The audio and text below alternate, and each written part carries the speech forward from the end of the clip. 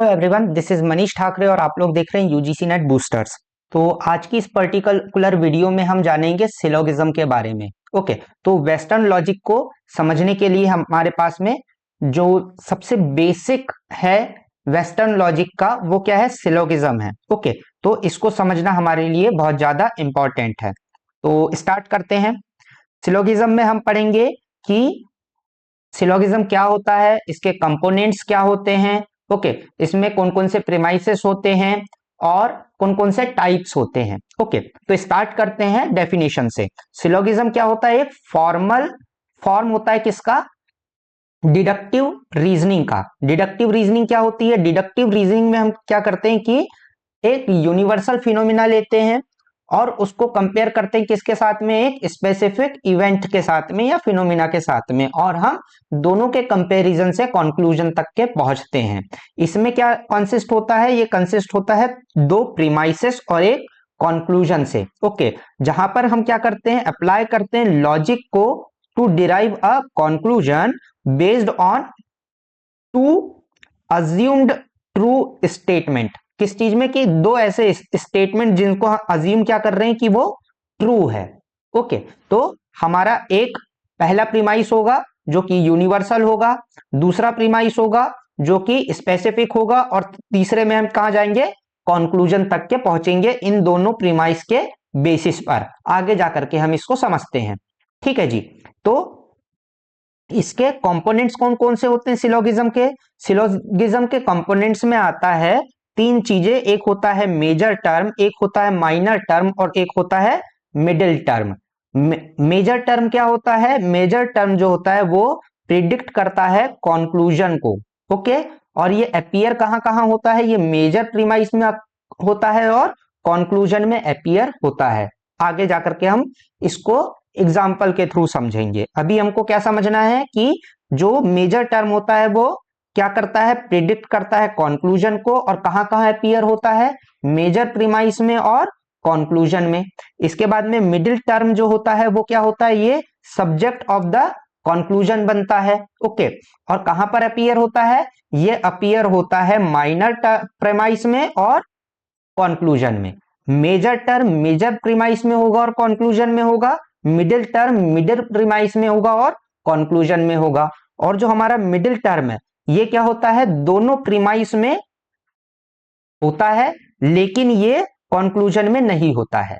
ठीक है, ये क्या होता है कि ये दोनों ही टर्म में होता है, दोनों ही प्रीमाइसेस में होता है, और लेकिन ये कंक्लूजन में शामिल नहीं होता है। अभी के लिए हम इतना समझ लेते हैं, आगे हम जब एग्जाम्पल समझेंगे तो आपको समझ में आ जाएगा। यदि ये वाली पर्टिकुलर पीडीएफ आपको चाहिए तो आप ये वाले यूट्यूब हमारा जो टेलीग्राम का चैनल है उसके साथ में जुड़ सकते हैं। वहां पर फ्री ऑफ कॉस्ट आपको सारी पीडीएफ अवेलेबल होगी।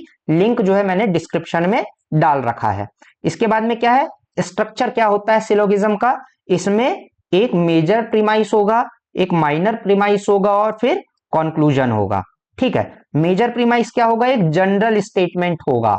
ठीक है जी, ये जनरल स्टेटमेंट होगा जो कि कंटेन करेगा किसको? मेजर टर्म को और मिडिल टर्म को। जो अभी हमने पढ़ा था कि जो मेजर प्रीमाइस होता है उसमें मेजर टर्म होता है और मिडिल टर्म होता है। जो माइनर प्रीमाइस होता है उसमें क्या होगा?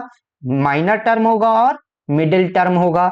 और जो हमारा कंक्लूजन होगा ये क्या होता है? लॉजिकल स्टेटमेंट होता है जो कि कनेक्ट करता है किसको? मेजर और माइनर टर्म को। इन दोनों को क्या करेगा? कनेक्ट करेगा।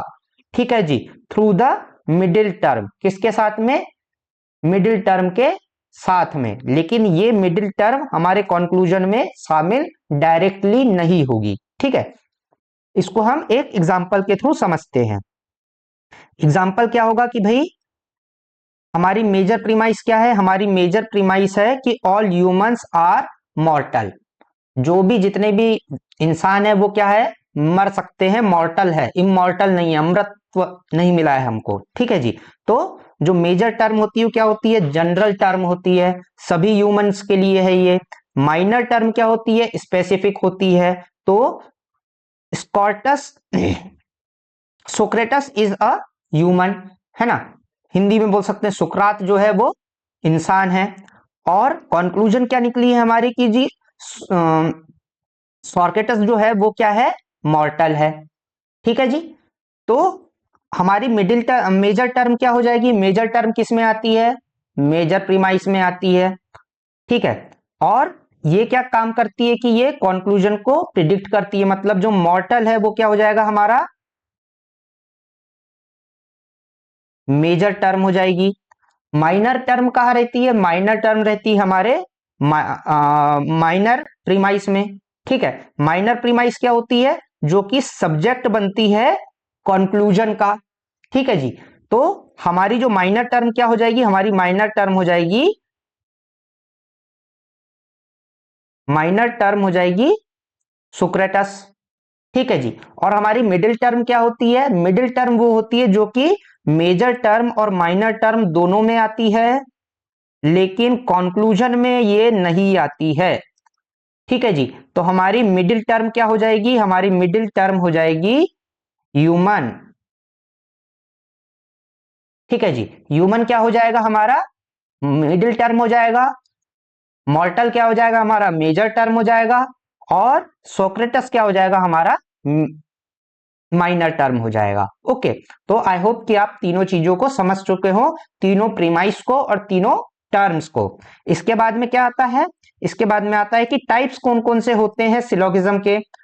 टाइप्स में सबसे पहले क्या आ जाएगा, कैटेगोरिकल सिलोगिज्म। कैटेगोरिकल सिलोगिज्म क्या होता है, ये स्टेटमेंट के रूप में होता है। स्टेटमेंट के रूप में का क्या मतलब है कि ऑल एज आर बी, सभी ए क्या होंगे, वो बी में होंगे, कैटेगरीज में बांट दिया। ठीक है जी। इसके बाद में सम एज आर नॉट बी, कुछ ए बी नहीं है। ठीक है जी। तो इसमें भी हम क्या कर रहे हैं, कैटेगरीज की बात कर रहे हैं, इसलिए क्या हो जाएगा कैटेगोरिकल सिलोगिज्म हो जाएगा। हाइपोथेटिकल सिलोगिज्म क्या होगा, जहां पर हम हाइपोथेटिकल बात करेंगे कि इफ पी देन क्यू, यदि P होगा तो Q भी होगा। ठीक है जी। हम हाइपोथेटिकल बात कर रहे हैं कि यदि P होगा तो Q होगा। इसमें हम एक और चीज कर सकते हैं, क्या है कि इफ नॉट P,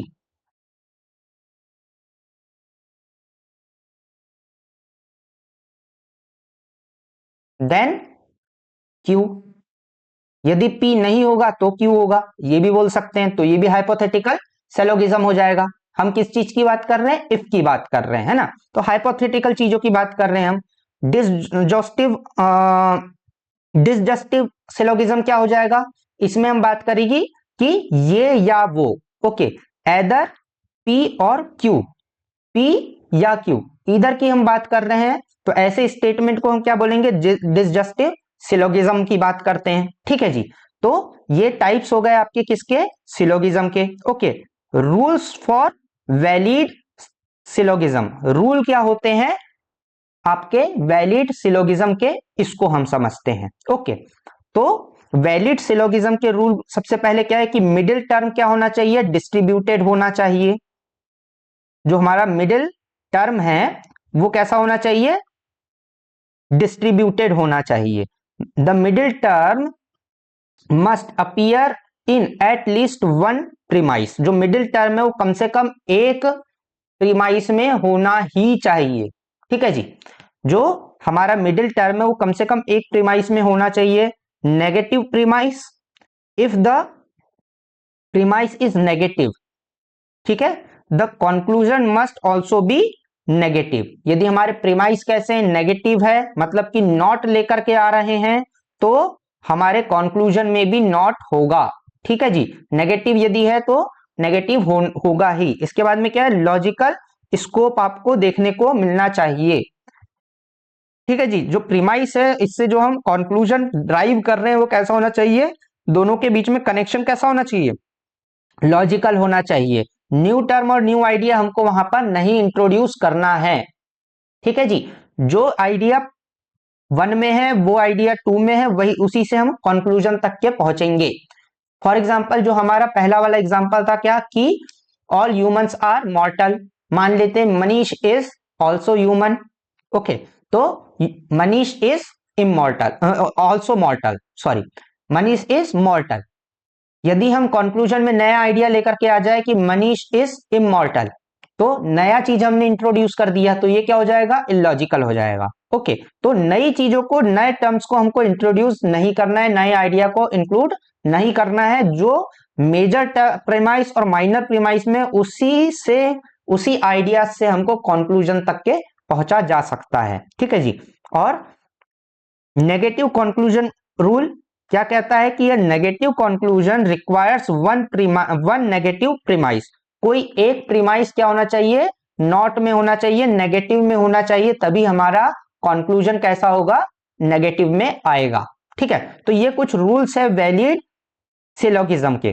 तो this is all for this video. यदि आपको इसमें किसी और प्रकार का कंफ्यूजन है तो आप मुझे कमेंट बॉक्स में बता सकते हैं। किसी और टॉपिक के ऊपर यदि आपको वीडियो चाहिए तो भी आप मुझे कमेंट बॉक्स में बता सकते हैं।